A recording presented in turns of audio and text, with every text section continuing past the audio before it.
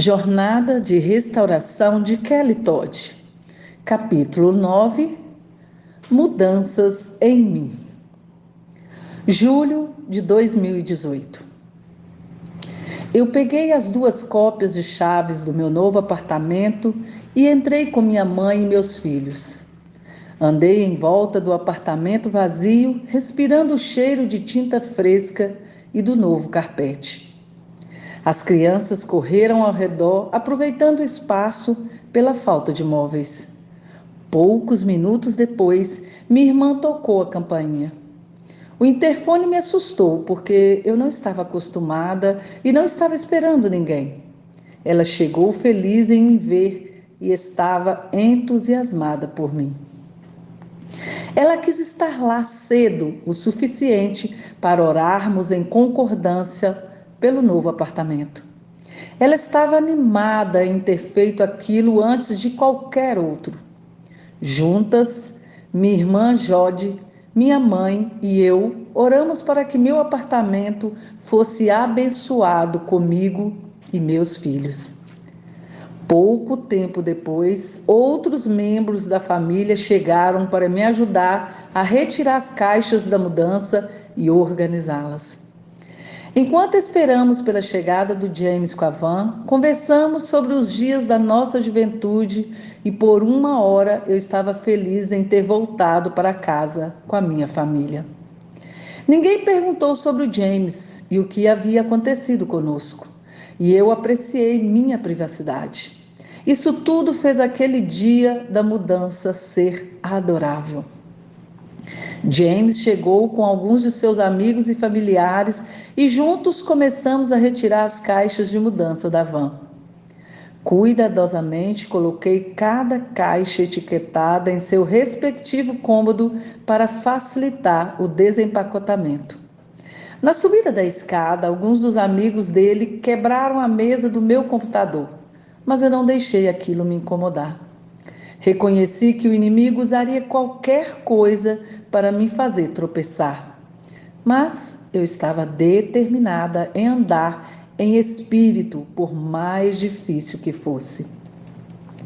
Depois que todas as caixas estavam no apartamento e James montou as camas das crianças, sua família e amigos foram para fora em frente à van, enquanto minha tia assistia a tudo pela janela.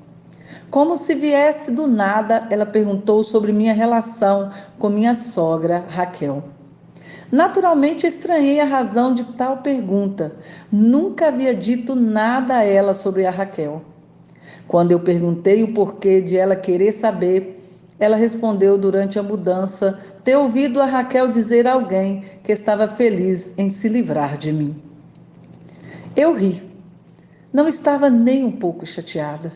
Minha tia e os demais que estavam ali ouvindo olharam para mim como se eu tivesse perdido a cabeça. Eles estavam chateados e realmente queriam que eu me sentisse ofendida e chateada também. Eles não perceberam que meu andar em espírito tinha ficado mais forte naquele momento. Eu não tinha permitido que o inimigo usasse minha sogra, nem minha tia, para perder meu andar em espírito. Aquele momento nem foi uma luta.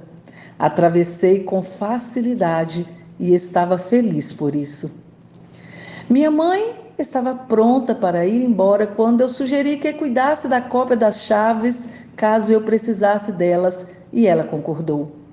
Enquanto eu estava entregando as chaves a ela, uma expressão estranha surgiu em seu rosto e ela as empurrou de volta para as minhas mãos. Quando perguntei o que havia de errado, ela disse que o melhor seria se o James ficasse com elas. Eu ri e disse que aquilo era uma bobagem. James morava a 2 horas de distância. Se ele ficasse com as chaves e eu precisasse delas, não seria conveniente, afinal. Então coloquei as chaves de volta em suas mãos. Ela acenou com a cabeça para a porta da frente e eu vi que James estava parado na porta. Assegurei a ela que estava tudo bem com isso, que James não ficaria com as chaves e eu certamente não iria sugerir isso a ele. Aprendi minha lição de deixar ir e não quis que James pensasse que eu estava tentando segurá-lo. Minha mãe, agora mais aliviada, decidiu ficar com as chaves. Quando de repente James interrompeu dizendo que ficaria feliz em ficar com as chaves, que não seria um grande problema afinal. Virei e olhei para ele como se tivesse duas cabeças. Por que no mundo ele queria ficar com a cópia das chaves? Eu não conseguia entendê-lo de forma alguma. Não seria conveniente para nenhum de nós se James permanecesse com as chaves, mas não discuti. Minha mãe as entregou rapidamente. Para quebrar a rápida tensão, minha mãe sugeriu que eu tirasse o dia de folga e levasse as crianças para fora do apartamento por algum tempo. Concordei e nós saímos. Disse tchau para todos e os agradeci por toda a ajuda. Quando entrei no carro da minha mãe, James me olhou com reprovação e saiu rapidamente do estacionamento. Não entendi o motivo. Era um pouco mais tarde quando voltei à noite e comecei a abrir as caixas da mudança. Tenho que dizer que foi estranho desempacotar sozinha.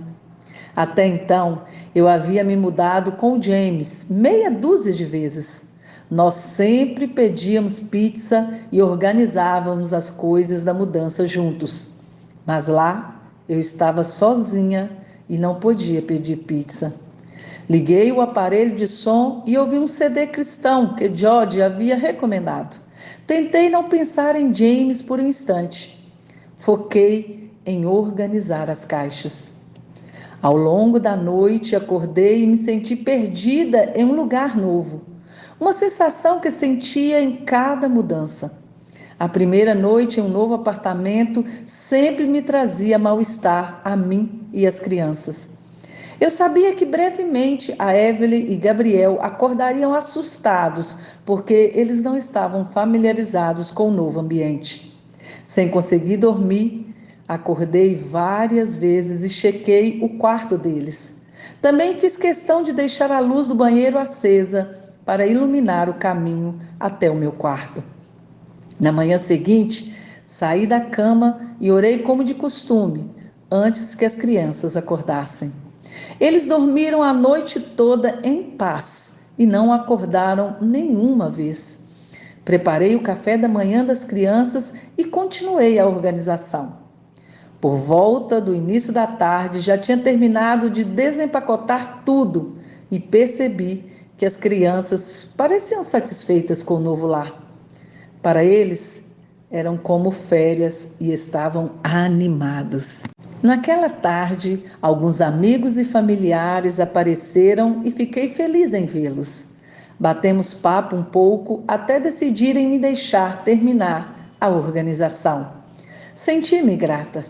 Embora eu estivesse feliz em vê-los, eu não estava preparada para receber convidados como se minha vida fosse grandiosa e tudo estivesse bem.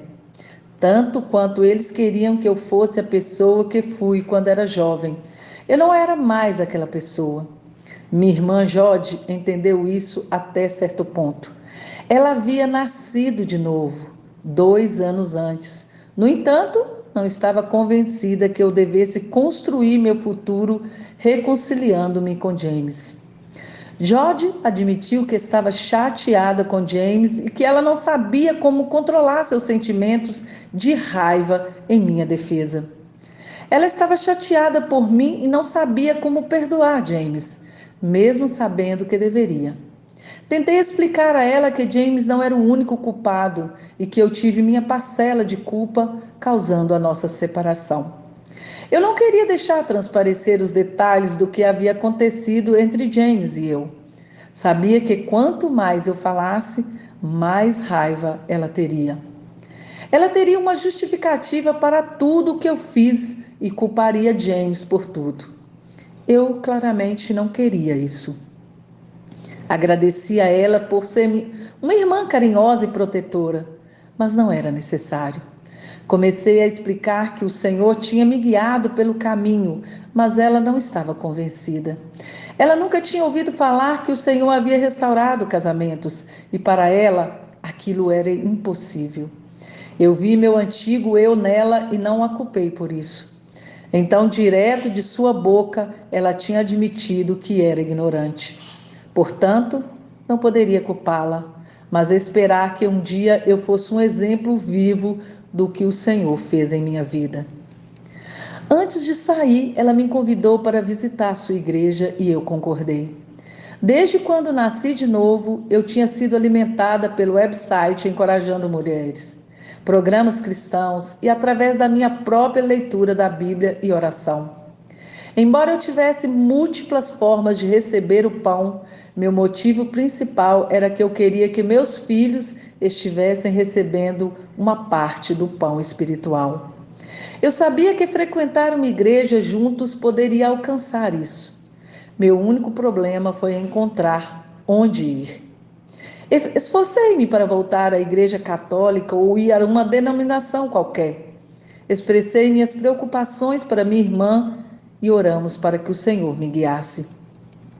No fundo, senti que deveria deixar a igreja católica, mas estava com medo de desagradar ao James. Não quis dar a ele outra razão de não voltar para casa. Eu também tive que considerar que não tinha carro, então uma igreja local seria minha escolha óbvia. Havia uma igreja batista próxima na esquina e uma igreja católica estava a 5 quarteirões de distância. Primeiro fui à igreja batista e recebi a programação do culto. Planejei ir à igreja católica uma semana depois e saber da programação também.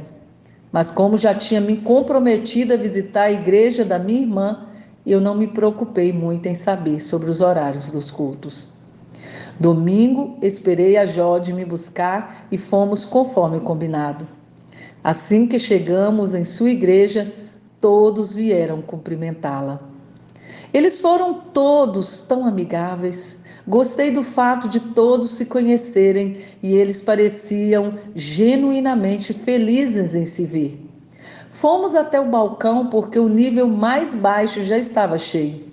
A igreja estava celebrando o seu aniversário e o culto demorou mais do que o de costume.